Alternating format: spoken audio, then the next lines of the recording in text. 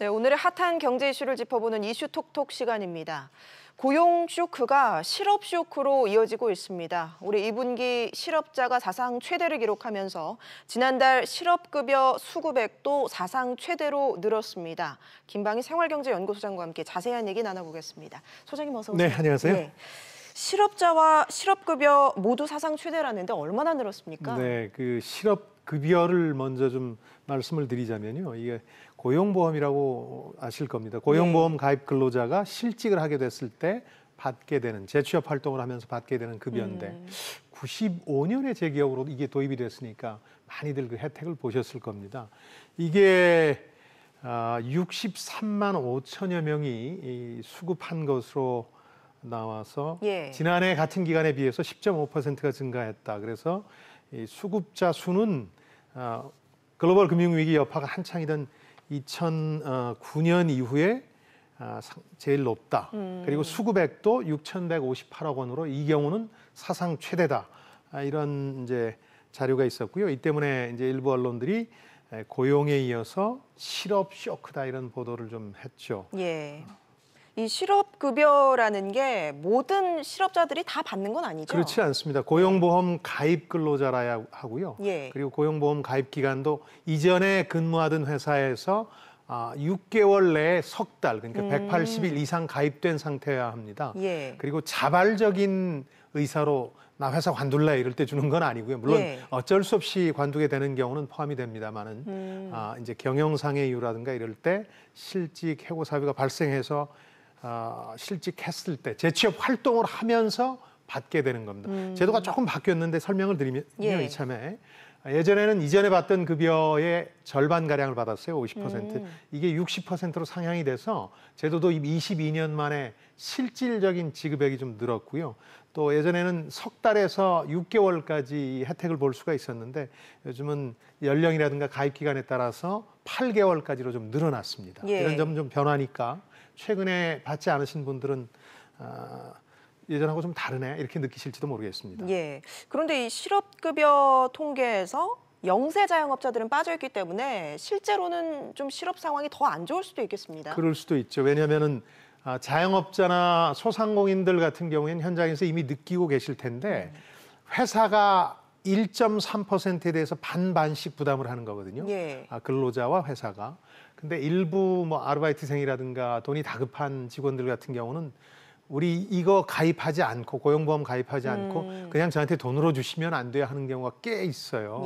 그래서 사실상 의무 가입 사업장인데도 불구하고 가입을 안 한 분들이 많아요. 그러다 보니까 이 실업급여 액수만으로 직접적으로 실업자 수를 헤아리기는 어렵고요. 정부 입장에서도 이게 이제 직접적인 실업자 수를 헤아리는 수단이 돼서는 안 된다. 예를 들어서 직접적인 통계들로는 뭐 경제활동 인구라든가 실업자, 신규 취업자 수, 실업률 이런 것들이 있기 때문에 이런 걸로 실업자를 판단해야지.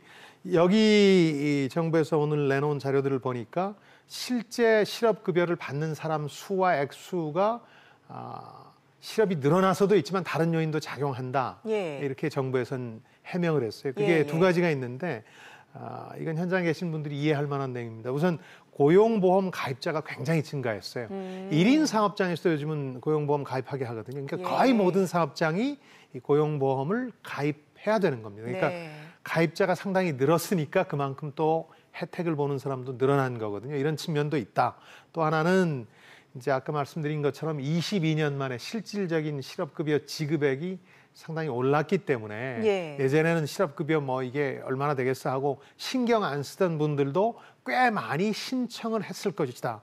정부 얘기로는 신청 유인이 증가했다. 이런 두 가지 요소를 고려해서 봐야 되는데 언론이 너무 나쁘게만 보도한다. 이런 볼멘 소리를 정부 측에서 보도자료로 내놨어요. 근데 이제 요즘 보면 일부 언론들은 현 정부 비판하기 위해서라면 무슨 통계든 인용하는 것 같고요. 정부는 무슨 통계든 인구 감소 탓으로 돌리는 것 같습니다. 근데 이제 통계의 어떤 정파적 이해가 개입돼 있다고 해야 될까요? 예전에 이 경제학자, 통계학자 한 분이 이런 자조적인 얘기를 했는데 꽤 유명한 말이 됐습니다. 이 세상에 통계로 증명하지 못할 것은 없다.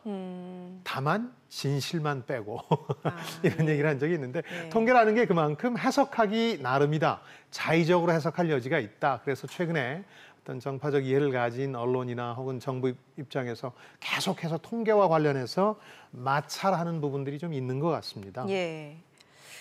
그런데 지금 뭐 최저임금이 인상되면서 취업자 수가 급감했잖아요. 네. 이 실업자 급증을 두고서도 최저임금 인상 여파다 이런 분석들도 있는데요. 그러니까 실업보험 때문에 이제 실업제 급여 때문에 이런 통계를 보면서 고용에 이어서 실업도 쇼크다. 절반의 진실이라고 생각합니다. 아까 말씀드린 것처럼 다른 이유로도 실업급여 지급자 수라든가 지급액이 좀 는 면이 있고요.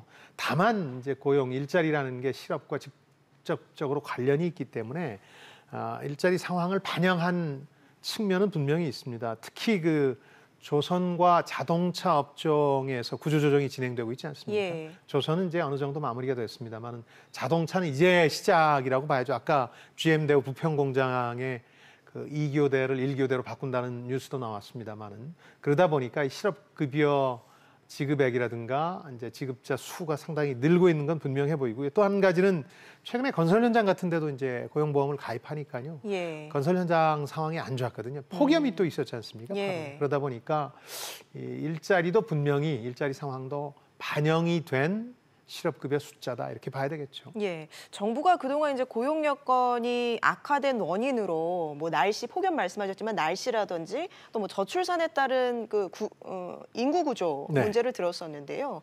이거 이제 실업급여 같은 경우는 이제 기존의 일자리가 줄어든다는 통계이기 때문에 그렇습니다. 이건 좀 설명이 안 되는 거 아닙니까? 그렇습니다. 그 경제활동 인구가 준다든지 하는 것들이 이제 신규 취업자 수 이 부분에 대한 해명이 될 수는 있겠습니다만은 실업급여가 늘어났다는 얘기는 기존의 고용보험에 가입된 상시 근로자가 실직한 경우를 반영하는 거기 때문에 예. 아까 말씀드린 그 조선 그리고 이미 진행된 해운 산업 그리고 자동차 산업의 구조조정이 극적으로 이제 증가하는 데 있다고 봐야 되겠고요. 지금 실업급여를 받은 많은 분들이 40대 가장이라는 분석도 예. 언론들이 내놨는데 이것도 구조조정의 대상이었다는 반증이거든요. 실제로 그 고용보험만 엄밀히 업종별로 들여다보면 이게 좀 드러나는데요. 제가 이렇게 뒤져봤더니 예.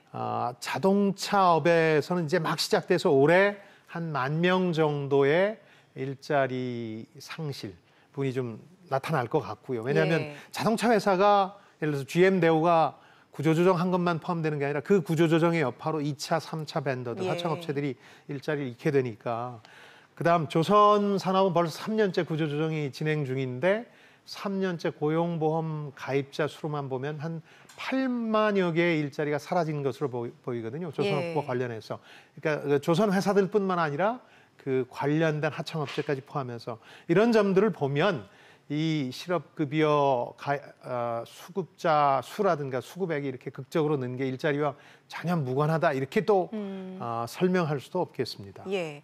특히 이 실업의 충격이 40대, 50대에 집중이 됐는데 이제 이분들이 이제 각 가정의 가장이자 또 우리 경제의 허리잖아요. 그런 면에서 그렇죠. 더 우려가 커지는 것 같습니다. 예, 그 40대, 50대가 구조조정의 대상이고요. 이런 분들이 일자리를 잃고 나면 이런 구조조정이 지금 크게 두 차례 진행됐거든요. 역시 외환위기, 글로벌 금융위기 당시에. 예. 이분들이 다 또 자영업으로 뛰어드셨어요. 생계형 창업을 하게 되고 이게 지금 또 역설적으로 자영업의 위기와 고용 쇼크로 이어진 거거든요. 그러니까 일종의 고용과 실업을 둘러싼 악순환이 이 구조조정 때문에 벌어지고 있는 건데요.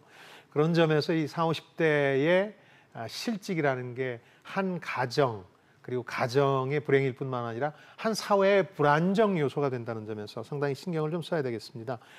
예를 들어 GM대우가 2교대에서 1교대로 줄이게 되면 비정규직 같은 경우 일자리를 잃게 되고 이게 바로 이제 실업급여 수급으로 나타나거든요. 실업급여라 그래서 뭐 영원히 받는 게 아니고 많이 받으면 연령과 얼마나 오랫동안 가입했느냐에 따라 다릅니다만 3개월에서 8개월 사이이기 때문에 사실은 그 이유는 상당히 막막한 거죠. 예. 네. 정부가 이제 지난해와 올해 일자리 예산으로 54조 원을 썼는데요. 내년에도 23조 원을 쓴다고 하잖아요. 그렇죠. 이게 좀 예산 쏟아붓기식 효과가 있을까요? 가장 중요한 예. 게 이제 공공부문 일자리 창출이라는 게 가지는 한계가 두 가지입니다. 하나는 일자리가 일시적이에요. 예를 들어서 공공근로 사업이 아주 대표적이었습니다만 영원히 정부가 보조해 줄 수는 없잖아요. 그러다 보니까 일시적이라는 한계가 있고요. 예. 또 한 가지는 이 공공부문이 계속해서 재정을 쏟아부어서 일자리를 만들어내다 보면 어떤 시장의 구축 효과라는 게 나타나요. 이 크라우딩 아웃 이펙트라고 합니다만 민간 부문의 투자를 오히려 역설적으로 위축시키는 효과도 나타나거든요. 궁극적으로 민간 부문에서 일자리 자체를 많이 창출해야 되기 때문에 이런 부분은 상당히 그 한계가 있다. 그러나 지금 워낙 아까 고용 통계 그다음 실업급여 통계에서 보듯이 일자리 상황이 안 좋기 때문에 이제 정부로서도 어쩔 수 없이 공공부문 일자리라도 창출해서 한시적으로라도 창출해서 이 위기를 모면해 보자 이런 계획을 갖고 있는 것이죠. 예, 지난 7월 이제 고용 동향을 두고 고용 쇼크라는 분석들이 나왔는데요. 네. 모레 이제 8월 고용 동향이 나올 예정입니다. 그렇죠. 그리고 또 신임 통계청장이 이제 취임한 이후에 처음으로 발표되는 통계이기도 하고요. 어떻게 전망하세요? 두 가지 변수가 있다고 봅니다. 이제 한 가지는 역시 아까 건설업 말씀을 드렸습니다만 한시적으로는 이제 8월 한 달이 폭염이 지속되지 않았습니까? 그래서 건설 현장이라든가 이런 데서는 일자리가 상당히 상실됐을 가능성이 있어요. 그리고 예. 자영업과 소상공인들 같은 경우는 이제 구조조정이 여전히 진행 중이기 때문에 일자리를 많이 잃었다.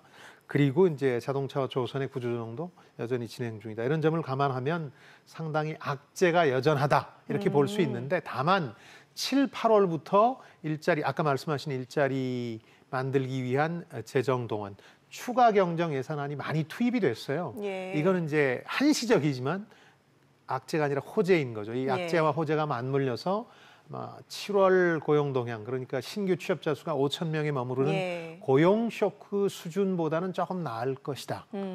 그러나 이제 이번 정부 들어서서 목표로 했던 월 신규 취업자 수 31만 명이라든가 혹은 지난해 평균 20만 명대를 회복하기는 어려울 것으로 보인다. 그러니까 2월 이후부터 한 10만 명대가 유지되지 않았습니까?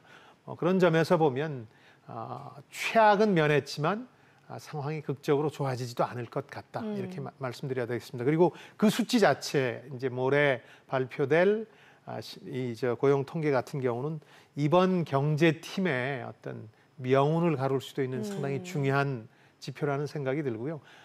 김동연 부총리 같은 경우에도 그래서 12일에 기업들 일자리 창출을 독려하기 위한 혁신성장 관계장관 회의를 열고 13일 그 다음 날에는 고용 위기 지역이라고 있습니다. 이제 조선과 자동차 구조조정이 진행 중인 군산과 목포를 직접 찾아서 고용과 관련한 위기 의식을 드러내고 또 일자리 창출을 독려할 것으로 보입니다. 알겠습니다. 오늘 말씀 여기까지 듣겠습니다. 김방희 생활경제연구소장이었습니다. 고맙습니다. 네, 안녕히 계십시오.